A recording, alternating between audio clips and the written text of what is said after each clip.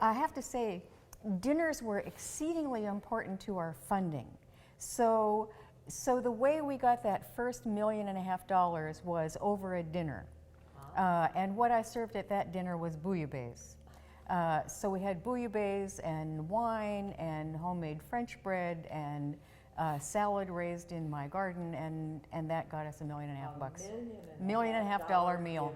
Mm-hmm. Jill Severn, and I'm a member of the board of Panza and a volunteer here at Quixote Village. Panza is named for Sancho Panza, who was Don Quixote's servant and sidekick. Panza is the nonprofit organization that supports the village and supported Camp Quixote in the past. Tim Ransom, I'm currently president of the board of Panza and a volunteer here. Quixote Village is a living community for 30 members of the homeless population. It's permanent supportive housing.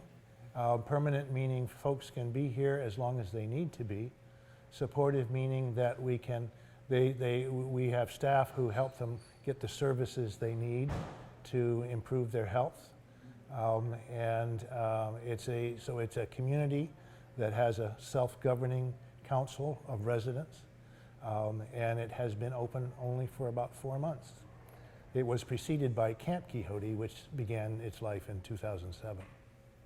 I got involved when we were a tent camp.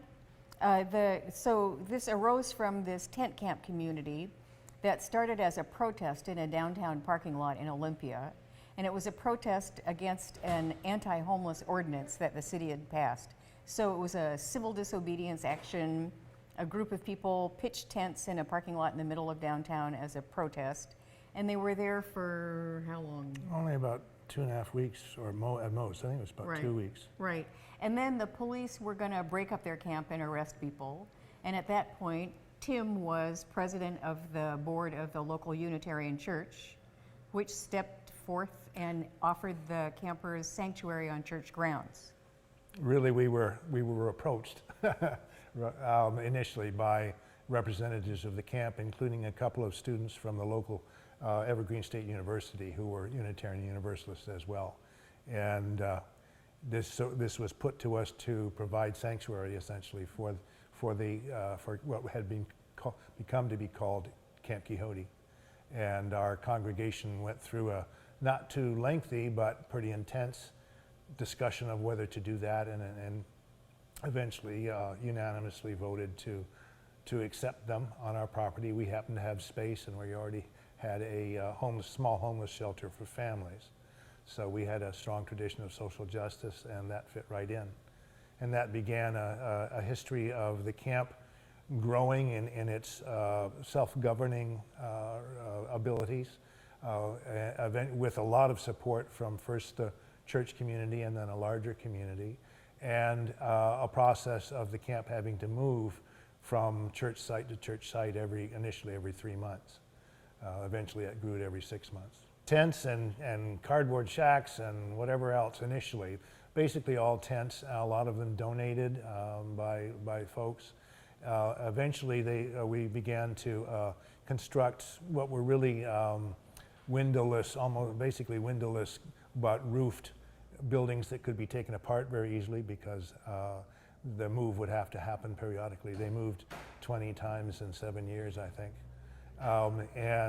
So there were a little bit more stability, but still temporary structures.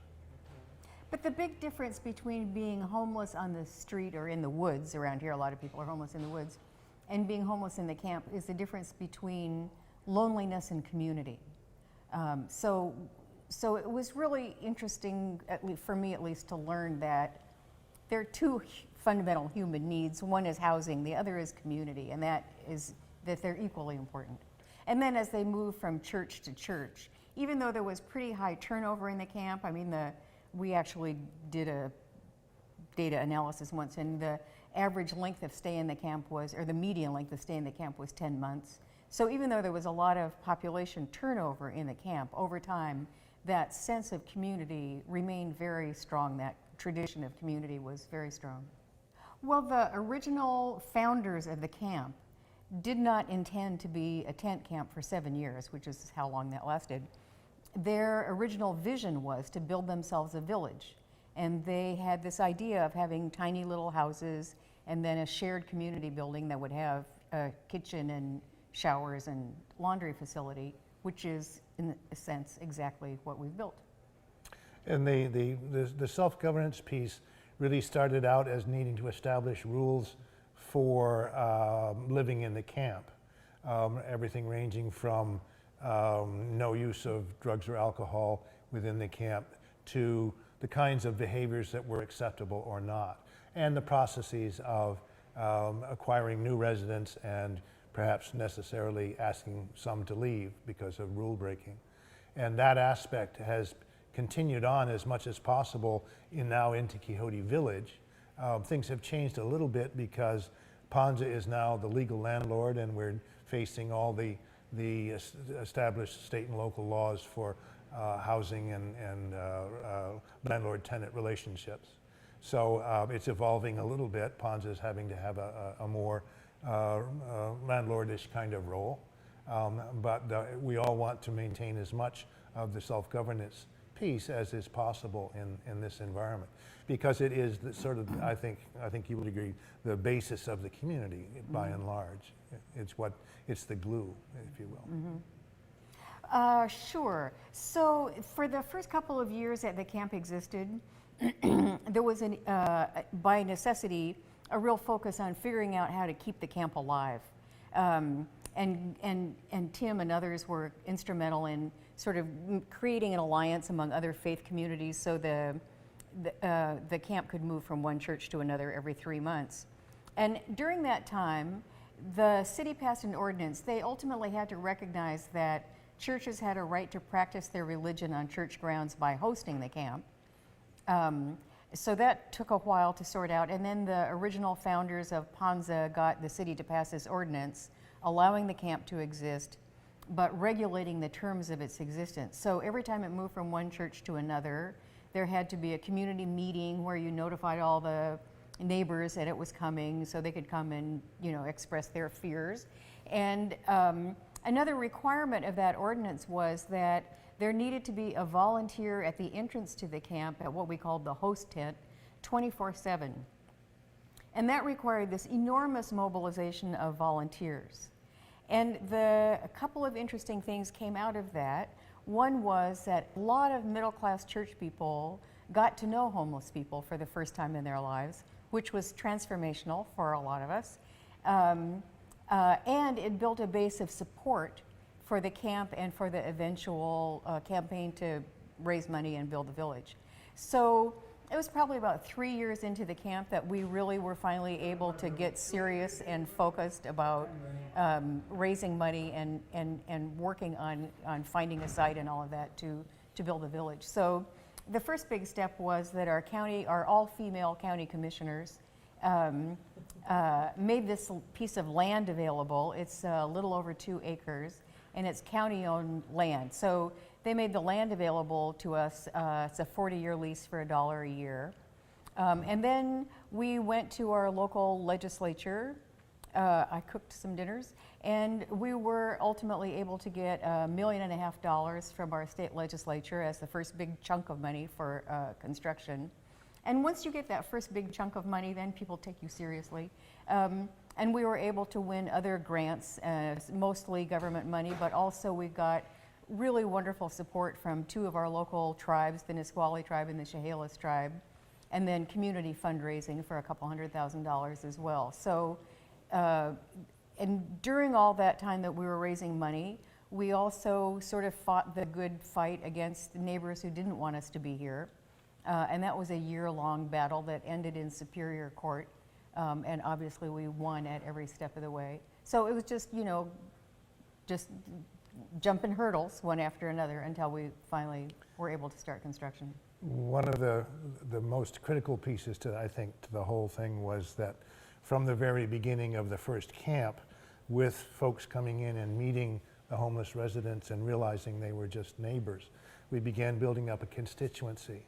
And a big part of that was the steps through the legal processes with actually 3 towns and the county to get them all to recognize our legal right to have an encampment And that meant a lot of interaction, first with staff and then with elected officials, which by the time we needed to ask for money had cemented those relationships. Staff in particular was very important to that. And we could pack a city council meeting any night of the week. Yeah. Yeah, which was very important. And I think it's also very important that who we could pack a city council meeting with, because we could show up with 120 church people and 30 people who are homeless. And just that combination of seeing those two groups arm in arm, I think was very powerful. So we were able to call upon that constituency for funding, but also volunteer support all the way through. And still, those relationships that were made during the life of the camp, folks from those times are still coming to provide meals here occasionally, to continue to interact with the folks they've gotten to know, provide other kinds of assistance. So that whole volunteer piece has been huge. And another thing I think that is interesting about that is, I think for a lot of us, just the realization of how incredibly isolated we are, one class from another in this country.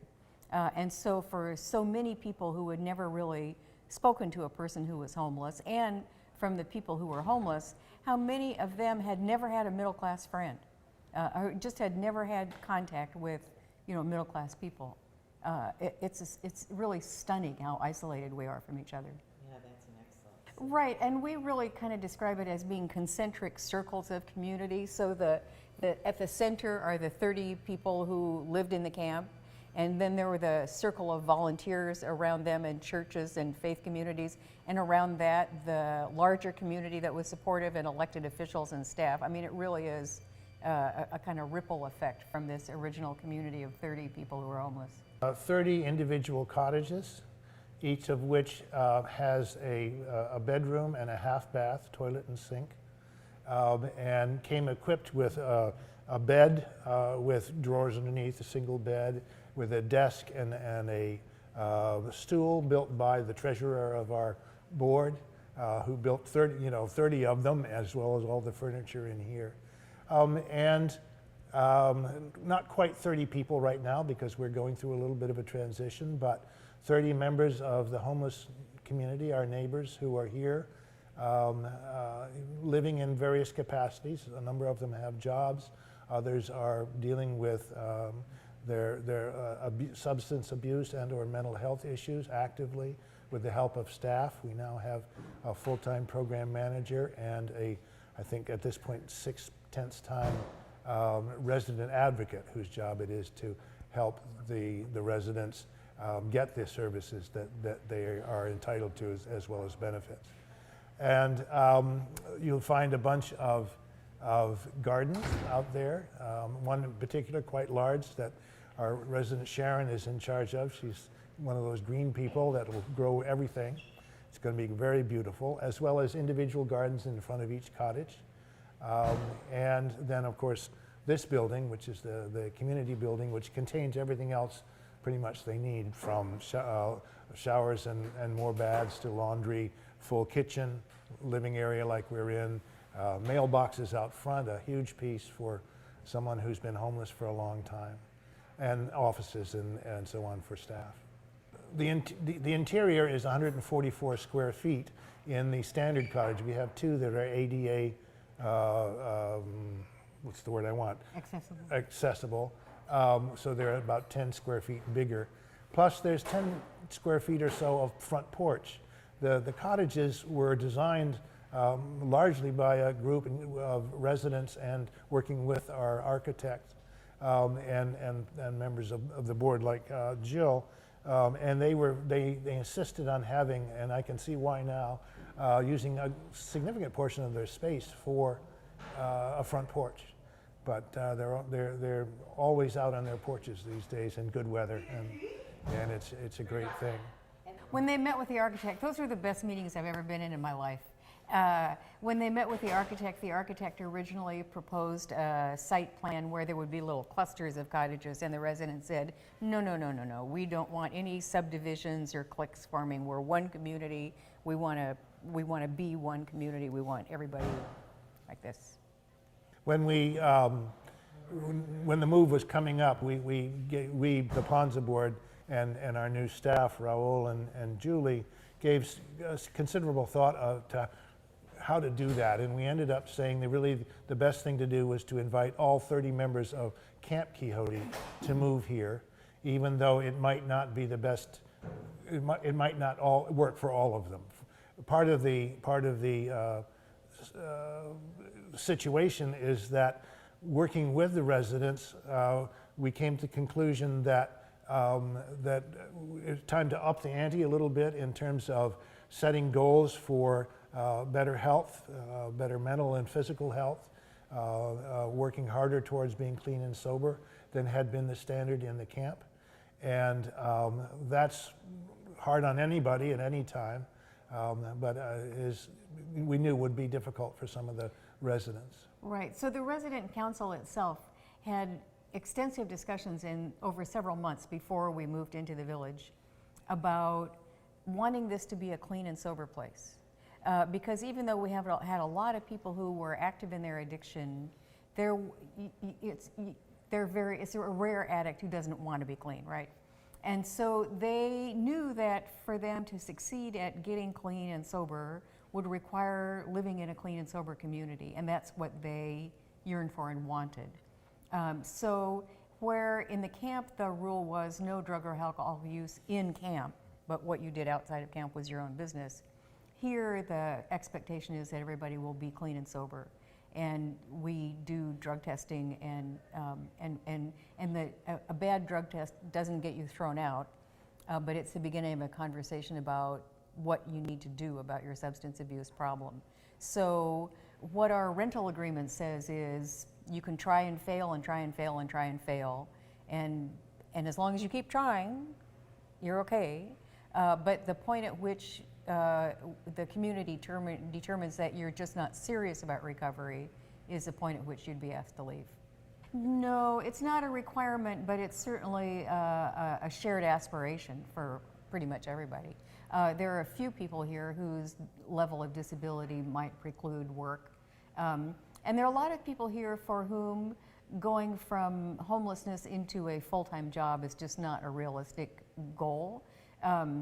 I have this fantasy of starting a nonprofit day labor agency because for a lot of people, day labor is really the first step back into employment. And it's a good thing, especially for people who are in transition or dealing with some of the issues our folks are dealing with, to be able to work on days when they feel up to that and not work on days when they don't. So the flexibility of having day labor opportunities really would be extremely helpful. Part of the resident council's goal setting has been to take care of certain jobs here at the village, such as maintenance of day-to-day maintenance of this space, the community building, for example. And so that is ongoing, and everyone is to take part in that as part of their rental agreement, but also the social contract that they have as a community, I think. In addition, we have larger maintenance work that needs to be done, and some of that will be accomplished by our staff, but most by contract to others. And we have decided to, at least at some level, include the residents as potential workers in that vein. For example, we hired one to put in our sign last week that we've been waiting for weeks. We may get others to do maintenance on the cottages that might be needed, perhaps during transition, for example, between residents. Right, and we do have a little bit of a tradition of day labor because when we were a tent camp and located on all the church properties, it was very common for church members to hire camp residents to do yard work and moving and all of that sort of stuff. So we do still have a certain number of church people who will call here when they need that kind of help. So there is some day labor available just from that network of faith communities. They pay a third of their income. No, 30%. Excuse me, 30%. Well, it's pretty close. Which may be zero. Not all of them have any income. In fact, quite a few don't. But one of the jobs for the resident advocate is to make sure that they're getting the benefits that they deserve, and that's ongoing work. But there is a level defined by the average mean income locally in terms of how much they can be earning in order to be able to live here. If they earn too much, they're not, they can't be here. But then there's also a number that we established about how much they can earn while they're here. If they go beyond that point, then, or is that's not true, is it? I forget how that works. Yeah, they have 4 months if they get above the income level, the income threshold. I think that's right. Yes. Yeah. Yeah. So We do have couples. we do have couples. But because of fair housing law, each person has to have their own cottage. Yeah, so fair housing law says if you rent a unit to more than one person, you can't require that the second person be an adult. This is a law that was intended to prevent discrimination against single parents. But its unintended consequence for us is that each person has to have their own cottage. Now, actually, for the couples, because the cottages are so tiny, for the couples, I actually think that their relationship probably would be more likely to survive with each person having their own cottage. Well, the HUD, Federal Agency, Housing and Urban Development, provides funding for rental assistance, essentially, through the local housing authority, and they're called, well, they're Section 8 vouchers, whereby they can provide up to a certain established level, in our case, related to the cottages, so they're project-based as opposed to being given directly to the individual. That funding disappeared during the sequester, and we've been told it's now available again, so we're in the process of applying for coverage for at least half of our cottages.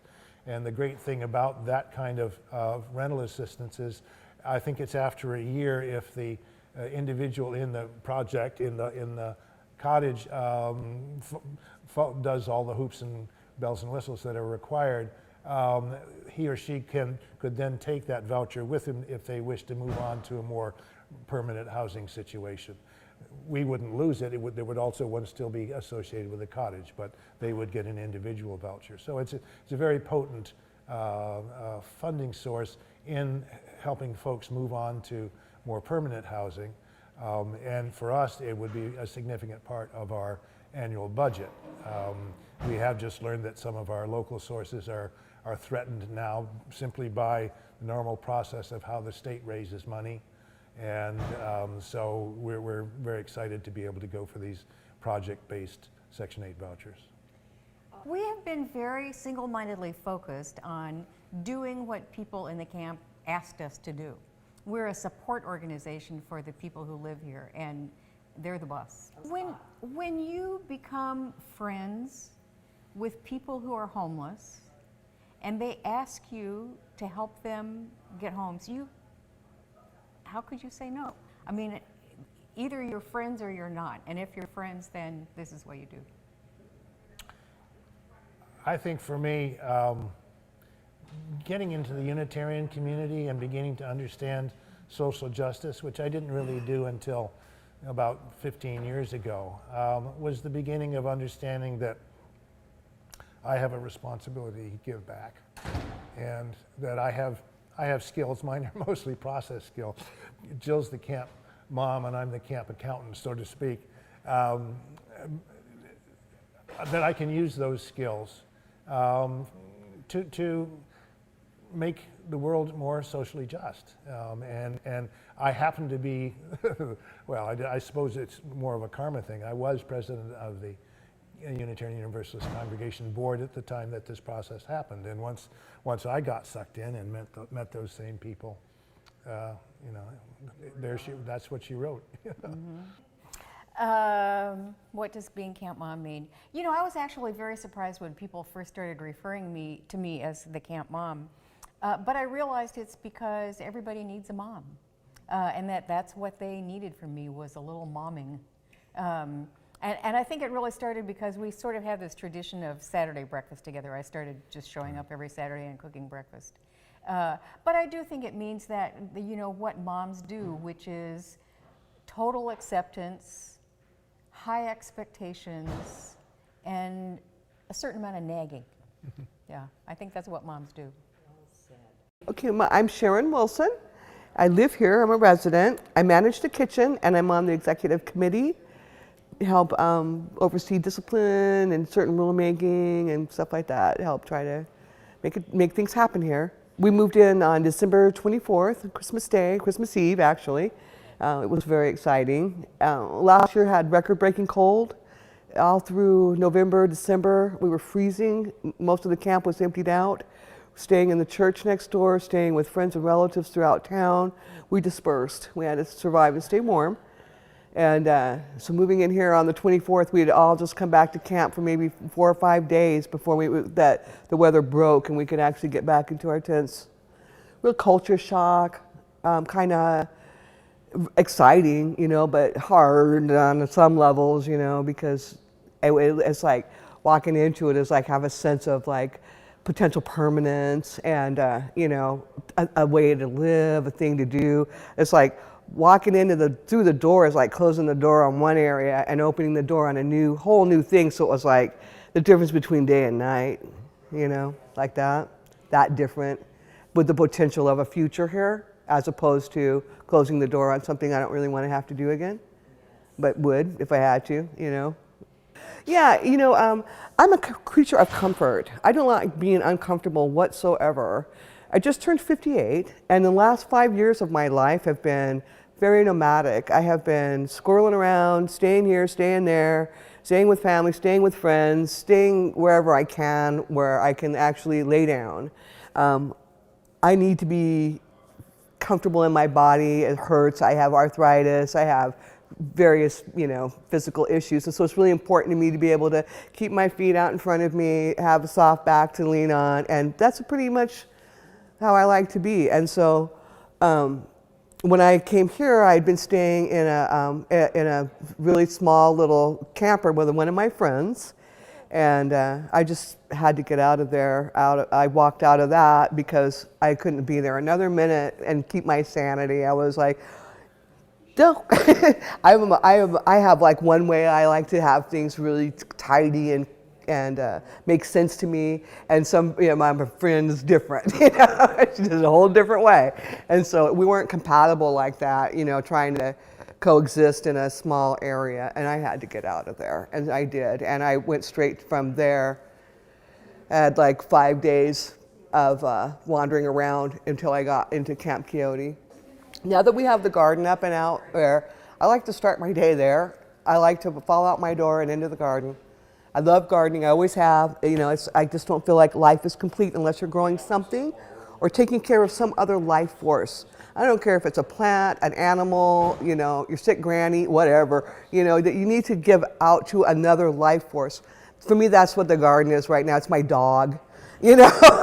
I take the garden for a walk, you know. I spend time out there. I love it. I put my energy, you know. Oh, there's all kinds of just whatever was handy. It's not like it's not a pristine garden like a planned out, okay, we're gonna get this many tomatoes, this and that. It's like what was available. And some of it was free, some of it was garnered from other gardens, some of it was, you know, bought in the 6-pack, you know, way. And there's cauliflower, Brussels sprouts, broccoli, green beans, potatoes, all kinds of stuff out there really. We haven't got that far with it yet. It hasn't blossomed yet, you know, but we will be, you bet. The garden is for everybody, you know, the food is for everyone. You know, I just happen to be living right next door to it and be kind of pushy, bossy kind of person. And so pushy, bossy people get, you know, a lot of attention. That's my garden. It's not. It's for everyone, you know. But I really appreciate people staying out of my way too, you know. But one person here that has done all the physical labor of it, because, you know, I can't do that, is Shane has done all the, he went and just did all the turning of it and everything, made all those beds. You know, he's just like a maniac with a shovel. It's like what he does. It's like so cool. You know, you find a person's strong point and you let them loose on that. Yeah, executive committee.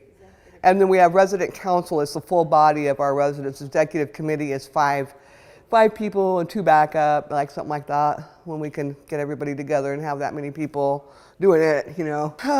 We're kind of fresh with all that. It's we're kind of still learning it, yeah, trying to figure out what are we doing, really. It can get a little bit confusing because we've got resident council rules, we've got executive committee input, we've got Panza rules, and I think like the way I see it is like executive committee should be kind of blending these things, but it's kind of hard, because the resident council, being the body of residents, has a very huge voice. They're like real loud, about, we want and we don't want and we will and we won't, and so, then you have, they bring that kind of like we get a lot of that information and try to, and like work between the two and come up with solutions, that everyone has to agree on, because we do have we try to have a democracy, like a voting situation here when we come up with to try to fix issues. We put it out for the resident council, say like, okay, here's an issue. Excuse me, I got dirt in my eye. Here's an issue, say, shoes and socks, shoes and shirts in the kitchen or no? Is it a rule or no? Well, half the people are going, you know what, I live here, and if I want to come in the kitchen and get a cup of coffee before I get fully dressed, leave me alone. And other people are like, I don't like your big hairy feet, out in my kitchen, One person asked me, one of our visitors said, do you know everybody here? Well, yeah, yeah. Oh, in here is awesome. People can come in here with their laptops and access some Wi-Fi in here. In the cold, we had fires, we got games. People come in here and just lay around. People actually come in here and lay on the couch and read like they were in their own living room, and put their feet up and take a nap in the chair and stuff like that. It's really, this room to me is like very cozy, very homey. And some residents are like, oh, that's not for sleeping in. But to me, it's like, one of my favorite childhood memories was falling asleep on the couch amidst the noise of my family, how comforting that background was. And so when I see somebody in here just like I know has a hard time sleeping otherwise or whatever, because we know so much about each other, I don't have any problem at all finding somebody asleep in here. In fact, to me, it's like, it just speaks to the comfort level, yeah. I have family here in Olympia. I've got a 10-year-old grandson, who just totally rocks my world. And I've got my own children. I've got friends here that I've had forever. And so I don't have really, I'm 58, I'm retired from work. My body's betrayed me, on so many levels, And for me, this is just like, what I'm doing right now. And like I have a dream, my dream would be to like be on smaller acreage, more controllable, maybe with 4 or 5 other people building on a very much smaller community. But I love community. I've always had extended households. I can't remember a time where I just lived alone or had, just my own little family. I've always had other people there.